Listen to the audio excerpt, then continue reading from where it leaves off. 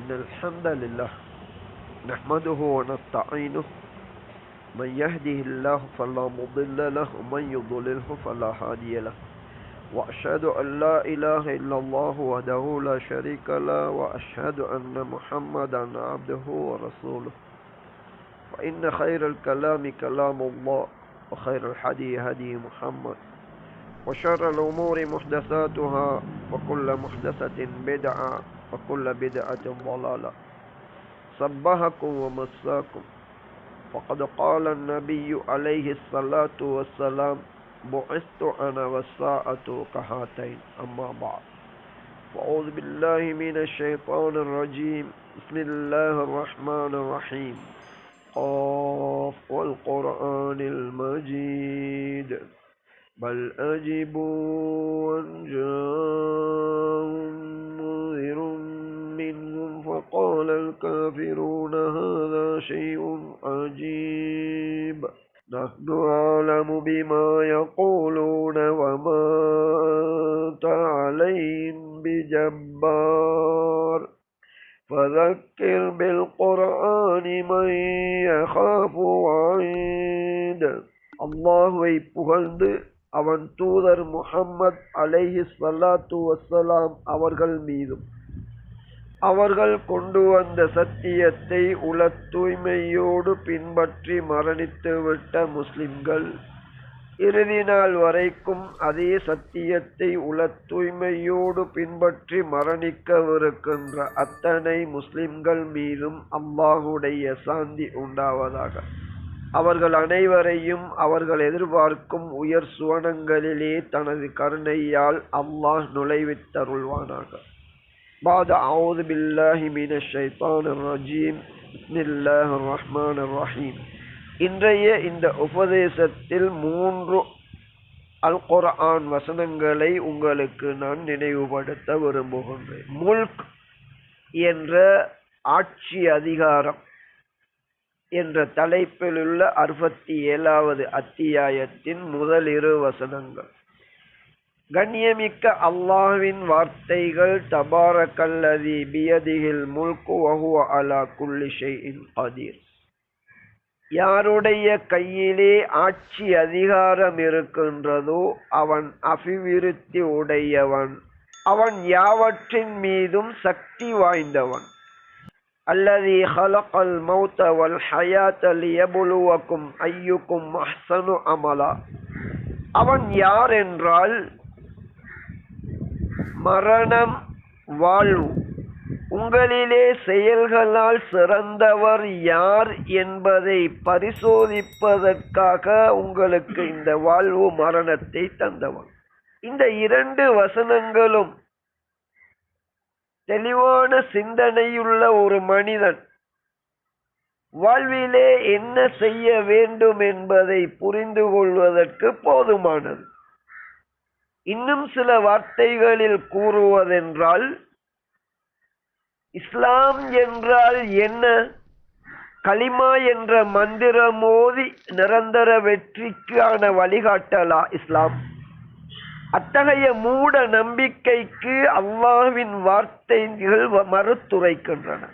செயல்களால் உங்களில் சிறந்தவர் யார் என்பதை சோதிப்பதற்குத்தான் இந்த உலக வாழ்வு. உலக வாழ்வில் நிரந்தர வாழ்க்கையில் வெற்றி பெறுவதற்கான சோதனை கூடம். அவ்வாறு வெற்றி பெறுவதற்கு தேவையான ஒரே ஒரு அம்சம் இஸ்லாம் என்பதாம். எனவே இந்த இஸ்லாம் என்பது உள்ளத்தில் தோன்றுகின்ற எண்ணங்கள் முதற்கொண்டு ஒரு மனிதனது ஒவ்வொரு செயலையும் அழகுபடுத்துவதுதான் இஸ்லாம். அந்த வாழ்க்கை முறையில் நிலைத்திருந்து மரணிப்பவன் தான் சுவனம் செல்லக்கூடியவன். எனவே இந்த 2 வசனங்களில் ரத்தின சுருக்கமாக மிக தெளிவாக புரிந்து கொள்ளுங்கள். ஏனையவர்களுக்கும் இலகுவான வார்த்தையில் எத்தி வையுங்கள். இஸ்லாம் என்பது மரணிக்கும் வரைக்கும் நிலையற்ற இந்த வாழ்விலே இந்த வாழ்வை தந்தவனை திருப்திப்படுத்துகின்ற ஒவ்வொரு காரியங்களிலும் சிறந்ததை செய்வதுதான் இஸ்லாம் என்பதாகும். அந்த இஸ்லாத்தின் நுழைவாயில் அல்லாஹ்வை தவிர தகுதியான இலாஹ் யாரும் இல்லை என ஏற்பது ஈமானின் முதல் அம்சமே அன்றி அத்தோடு இஸ்லாம் முடிந்து விட மாட்டாது. எனவே இந்த முதலாவது உபதேசத்திலே அல்லாஹ்வின் திருப்தியை பெற்று சுவனம் செல்ல விரும்புகின்றவர்கள் குறைந்தபட்சம் இந்த பூமியில் சிக்கலற்ற ஒரு நிம்மதியான வாழ்வு வாழ்வதென்றால் உங்களது செயல்கள் அழகு பெற வேண்டும். செயல்கள் எப்படி அழகு பெறும்? அனைத்து அறிவையும் கொண்ட அல்லாஹ்வின் வழிகாட்டலிலே நீங்கள் செயல்பட வேண்டும். அல்லாஹ்வின் வழிகாட்டல் தான் இந்த இஸ்லாம் என்பது. இஸ்லாம் என்பது வெறுமனே இபாதத்தை போதிக்க கூடியதல்ல. இந்த உலகில் நீங்கள் நிம்மதியாக வாழ்வதற்குரிய வழிகாட்டல்களும் இருக்கின்றன. இன்றைய காலத்தோடு தொடர்புபட்ட அந்த ஒரு விடயத்தை இரண்டாவது ஹுத்பாவிலே தெளிவுபடுத்துகின்றேன். எனவே மரணிக்கும் வரைக்கும் அனைத்து சக்திகளையும் கொண்ட அல்லாஹ்வின் திருப்தியை எதிர்பார்த்து இஸ்லாம் என்ற அல்லாஹ்வுடைய வழிகாட்டல் கூறுகின்ற வாழ்வின் ஒவ்வொரு செயலையும் நீங்கள் அழகுபடுத்தினால்தான் உங்களை கொண்டு அல்லாஹ் திருப்தி அடைந்து நீங்கள் செய்த முயற்சிக்கு நீங்கள் எதிர்பார்க்கின்ற உயர் சுவனங்களிலே நுழைவித்தருள்வான். அவர்கள்தான் அல்லாஹ்விடம் முஸ்லிம்கள். அத்தகைய முஸ்லிமாக வாழ்ந்து மரணிக்கும் பாக்கியத்தை அல்லாஹ்விடம் வேண்டுங்கள். ஃபஸ்தக்ஃபிருஹு இன்னஹு ஹுவல் கஃபூருர் ரஹீம். إن الحمد لله نحمده ونستعينه من يهده الله فلا مضل له ومن يضلله فلا هادي له وأشهد أن لا إله إلا الله وحده لا شريك له وأشهد أن محمدا عبده ورسوله فإن خير الكلام كلام الله وخير الهدي هدي محمد وشر الأمور محدثاتها وكل محدثة بدعة وكل بدعة ضلالة أما بعد. இந்த ஆட்சி அதிகாரம் என்ற அத்தியாயத்தின் இறுதி 2 வசனங்கள் 29, 30வது வசனங்கள். யார் மூலம் இந்த வஹியை அல்லாஹ் தந்தானோ அந்த தூதர் வாழுகின்ற காலத்தில் இந்த சத்தியத்தை பல அங்கு வாழ்ந்த முக்கியமான சமூகங்கள் மறுத்துரைத்தன. முக்கிய 2 சமூகங்கள் ஏற்கனவே முஸ்லிம்களாக இருந்தவர்கள்.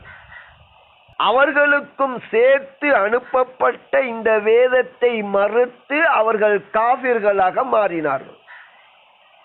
இப்போது நபி அவர்களுக்கு அல்லாஹ் கட்டளையிடுகின்றான், மறுமை நாள் வரைக்கும் நேர்வழியில் உள்ள உலமாக்கள், உமராக்கள், முஸ்லிம்களின் கடமை இந்த விடயத்தை, சத்தியத்தை மறுக்கின்றவர்களை நோக்கி, இதுவரை சத்தியத்தை ஏற்காதவர்களை நோக்கி நாம் கூற வேண்டிய விடயம். நேர்வழியில் உள்ள முஸ்லிம்களை வழிகேடர்கள் என கூறுவது எல்லா காலங்களிலும் நிகழக்கூடியது. வழிகேட்டிலும் மடமையிலும் இருந்து தர்க்கிக்கின்ற அவர்கள் அல்லாஹ் கூறுகின்றான், நபியே நீர் கூறுவீராக, ஹுவர் ரஹ்மான், அந்த அல்லாஹ் தான் அளவற்ற அன்பாளன். ஆமன்னா பிஹி, அவனை நாம் விசுவாசித்து விட்டோம். வ அலைஹி தவக்கல்னா, அவன் மீதே நாம் நம்பிக்கை வைத்திருக்கின்றோம். ஃபஸதஅலமூன மன் ஹுவ ஃபீ ضலாலின் முபீன், தெளிவான வழிகேட்டில் இருப்பவர் யார் என்பதை நீங்கள் எதிர்காலத்தில் அறிந்து கொள்வீர்கள். முதலாவது விடயம், கலிமா சொன்னதன் பிறகு கூட தெளிவான வழிகேட்டிலிருந்து வஹிக்கு முரணான கொள்கைகளை முன்வைத்து வாதிடுகின்ற உலமாக்கள் தலைவர்கள் இருக்கின்றார்கள். யாராக இருந்தாலும் வஹியை பின்பற்றுகின்ற கொள்கையை மறுப்பவர்கள், இந்த நேர்வழியை வழிகேடு என தர்க்கிக்கின்றவர்கள், சத்தியத்தை தெளிவுபடுத்தியும் தங்களை திருத்தி நேர்வழி அடையாதவர்கள், அப்படி என்றால் விசாரித்து தீர்ப்பு வழங்குகின்ற அந்த மறுமை நாளிலே நீங்கள் தெரிந்து கொள்வீர்கள். இதனை சொல்லிவிட்டு அடுத்ததாக அல்லாஹ் இவ்வாறு கூறுமாறு, ஒரு கேள்வி தொடுக்குமாறு கூறுகின்றான். அது இன்றைய காலத்தின் உலகிலுள்ள நிலையை, இதன் விபரீதத்தை புரிந்து கொள்வதற்கு எப்போதோ அல்லாஹ் தொடுத்த ஒரு கேள்வி. இன்றாவது அதனை சிந்தித்து நாம் எமது வாழ்க்கையை ஒழுங்குபடுத்தினால் உலகில் ஏற்படுகின்ற இது போன்ற பிரச்சினைகளுக்கு இஸ்லாமிய தீர்வாக அது அமையும். நபியே, நீர் கேட்பீராக, அரஐத்தும் இன் அஸ்பஹ மாவுக்கும் கௌரா, கிணறு, ஆறு, ஓடைகள், இது போன்று அன்றாட தேவைக்கு நீங்கள் பயன்படுத்துகின்ற நீர், இந்த நீர்நிலைகள் அனைத்தும் வற்றிவிட்டால், நீர் இல்லை என்ற ஒரு நிலை வந்துவிட்டால், ஃபமன் யஅதீக்கும் பிமாஇன் மஈன், இவ்வாறு ஓடுகின்ற தாராளமாக கிடைக்கின்ற அந்த நீரை உங்களுக்கு யார்தான் கொண்டு வந்து தருவார்? அந்த ரஹ்மானுடைய அருட்கொடைகளிலே நீர் என்ற ஒரு சாதாரண அம்சம், மனிதர்கள் அதற்கு எந்த பெறுமதியும் கொடுப்பதில்லை, மிக இலகுவாக கிடைத்து விடுவதாக நம்புகின்றார்கள். இன்று மனிதர்கள் உணர்வுகின்ற ஆகப்பெரிய எதிர்நோக்குகின்ற சவால் என்ன தெரியுமா? என்றோ இஸ்லாம் சொன்ன வழிமுறைகளை இவர்கள் பின்பற்றவில்லை. குறைந்தபட்சம் உலகிலே நிம்மதியாக வாழுவதற்கு தேவையானவற்றை அந்த விடயத்திலாவது படைத்தவனின் வழிகாட்டலை பின்பற்றவில்லை. பிரபஞ்சத்தை படைத்த அல்லாஹ் தனி ஒரு நாளை ஒதுக்கி அந்த நாளிலே பூமியில் உள்ள மரம் மட்டைகளை படைத்தான். மனிதன் உயிர் வாழ்வதற்கு காற்று, நீர் என்ற இரண்டிற்கும் மூலாதாரமாக இந்த மரம் இருக்கின்றது. மரத்தை எல்லாம் வெட்டி அழித்து விட்டு மாட மாளிகைகளை அதிகரித்து கொண்டதன் விளைவு, உலகிலே இன்பங்களை அனுபவிப்பதுதான் வாழ்க்கை என நினைத்து வாழ்வின் ஒழுங்கை மாற்றி அமைத்தவர்கள் நாம் முன்னேறி கொண்டிருக்கின்றோம் என்று நினைக்கின்றார்கள். ஆனால் இந்த நீர் என்ற விலை மதிக்க முடியாத அல்லாஹ்வுடைய இந்த அருள் கிணற்றிலும் ஆற்றிலும் ஓடைகளிலும் கிடைப்பதால் பெருமதியை நீங்கள் உணரவில்லை. அல்லாஹ் கேட்கின்றான், இந்த நீர்நிலைகள் வற்றிவிட்டால் எங்கிருந்து நீங்கள் நீர் கொண்டு வருவீர்கள்? மனிதனால் நீரை உருவாக்கி தேவையை நிவர்த்தி செய்ய முடியுமா? நிச்சயமாக முடியாது. இப்ப இதைத்தான் அல்லாஹ் கூறுகின்றான், அல்லாஹ்வின் அருட்கொடைகளை நீங்கள் கணக்கிட முனைந்தால் உங்களால் அது முடியாது. எனவே சுருக்கமாக நாம் புரிந்து கொள்ள வேண்டும், இயற்கையை நாம் நினைத்தவாறு மாற்றி அமைக்கின்ற போது குறைந்தபட்சம் படைப்பாளனின் இந்த உலக வாழ்வு சிறப்பாக அமைவதற்கு அல்லாஹ் தந்த வழிமுறைகளை நாம் புறக்கணித்தால், அதனை கணக்கில் எடுக்காது வாழ்ந்தால் இந்த பூமியே நரகமாக மாறிவிடும். வாழ முடியாத சூழல் ஏற்படும். எல் நெனோ என்ற ஒன்றை இப்போது குறிப்பிடுகின்றார்கள்.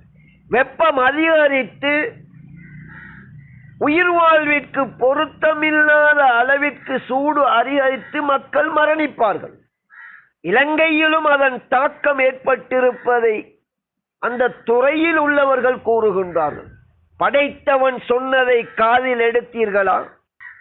மரங்களுக்கு அல்லாஹ் இந்த பூமியை மனிதனுக்காக படைக்கின்ற போது 6 நாட்களில் அதற்குரிய ஒழுங்குகளை செய்தான்.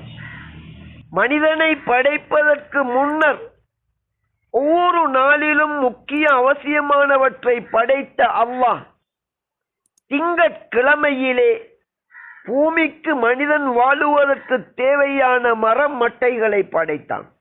நீரினதும் காற்றினதும் மூல அவசியமான அதனை தருகின்ற ஆதாரமாக இந்த மரங்கள் இருக்கின்றன. எனவே சுருக்கம் என்னவென்றால், ஒரு உதாரணத்தை கொண்டு அல்லாஹ் எமக்கு வழிகாட்டுகின்றான். உயர்வாக படைத்தும் பெருமையிலும் தான் அனைத்தையும் அறிந்தவன் என்ற ரீதியிலே மனிதன் மடமையிலே பயணித்துக் கொண்டிருக்கின்றான். மிகச் சிறந்த உதாரணம்தான் உலகிலே தொடர்ந்து நீர் வற்றிக்கொண்டே செல்லுகின்றது. காரணம், நீரை தரக்கூடிய முக்கிய ஒன்றான மரம் மட்டைகளை மனிதன் அழைக்கின்றான். நவீன வாழ்க்கை என கூறி அவசியம் இல்லாத உற்பத்தி சாலைகள், உற்பத்தி பொருட்கள், வீண் விரயங்களிலே மனிதன் வாழுவதற்கு தேவையான சூழலை கெடுக்கக்கூடிய முயற்சிகளில் ஈடுபடுகின்றான். மனிதனுக்கு அவசியமான உணவு, உறைவிடம், ஆடை ஆகுமான அழகிய முறையில் அடைவதற்குரிய வழிகள் இருக்கின்றன. ஆனால் மனிதன் நாகரிகம், வளர்ச்சி எனும் பெயரிலே மனிதன் வாழ முடியாத அளவிற்கு சூழலை கெடுக்கின்ற விதத்தில் உலக விடயத்திலேயே மடமையாக மனிதன் செயல்படுகின்றான். எனவே இந்த வசனத்தில் இருந்து நாம் மனதில் பதிக்க வேண்டிய விடயம், இஸ்லாம் என்பது வெறுமனே இபாதத் செய்வது மட்டுமல்ல, வெறுமனே நம்பிக்கை கொள்வது மட்டுமல்ல. ஒவ்வொரு செயலும் அழகாக இருக்க வேண்டும். படைத்தவனின் அருட்கொடைகளுக்கு நன்றி செலுத்தி நாம் வாழ வேண்டும். நீர் என்பது உலகிலே மனித வாழ்க்கைக்கு மிக அவசியமானது. அதற்கு முக்கிய ஆதாரமாக மரம் மட்டைகள் இருக்கின்றன. முடியுமானவரை இவற்றை பாதுகாக்க வேண்டும். அப்போதுதான் இன்று நாம் முகம் கொடுக்கின்ற எல் நனோ என்ற, அதாவது வெறும் 1/2 வீதம் இருக்கின்ற வெப்பநிலையில் 1/2 செல்சியஸ் அதிகரிப்பதனால் மனிதர்கள் இறக்கும் அளவிற்கு பூமியிலே சூடு அதிகரிக்கின்றது, நீர் வற்றுகின்றது. எனவே இது ஒரு உதாரணம். உலக வாழ்விலே அல்லாஹ்வுக்கு மாறு செய்கின்ற போது உலகிலேயே வாழ முடியாத நிலை இருக்கின்றது. மரணித்ததன் பிறகு அதற்காக அல்லாஹ் தந்த நேர்வழியை மறுக்கின்றவர்கள், எதிர்க்கின்றவர்கள், புறக்கணிக்கின்றவர்கள் மறுமை வாழ்வு எந்த அளவு மோசமாகும் என்பதை இதிலிருந்து நாம் சிந்திக்க வேண்டும். எனவே சுருக்கம், இஸ்லாம் என்பது ஒரு முஸ்லிமுடைய வாழ்வின் அத்தனை செயல்களும் அழகாக மாற வேண்டும். செயல்களை அழகுபடுத்துவது என்பது அனைத்தையும் அறிந்த அல்லாஹ் கூறிய கட்டளைகளை ஒரு மனிதனாக வாழ்ந்து காட்டிய நபியின் வழியிலே நாம் பயணிக்க வேண்டும். இந்த உலகில் நாம் நிம்மதியாக வாழுவதற்கு கூட இந்த வாழ்க்கை முறை அவசியமாக இருக்கின்றது. எனவே அல்லாஹ் தந்த மிகச்சிறந்த வழிகாட்டலாகிய குர்ஆன் சுன்னா என்ற வகையை அல்லாஹ்வுடைய திருப்திக்காக வாழ்வின் எல்லா துறைகளிலும் நாம் பின்பற்ற வேண்டும். உலகிலே மரம் மட்டைகள் கூட அல்லாஹ்வின் கூலியை எதிர்பார்த்து நீங்கள் அதனை நட்டினால், அதிலிருந்து நிழல் பெறுகின்ற போது, அதிலிருந்து பழம் போன்றவற்றை பிரயோஜனம் அடைகின்ற போது, மனிதர்களுக்கு அவசியமான சுவாச காற்று அதிலிருந்து பெறுகின்ற போது, இப்படி மரம் நடுவது கூட நல்ல முஸ்லிமின் அழகான செயல்களில் உள்ளதாகும். எண்ணங்களை படைத்தவனிடம் கூலி வர வேண்டும் என்ற நல்ல எண்ணமாக நாம் மாற்றிக்கொள்ள வேண்டும்.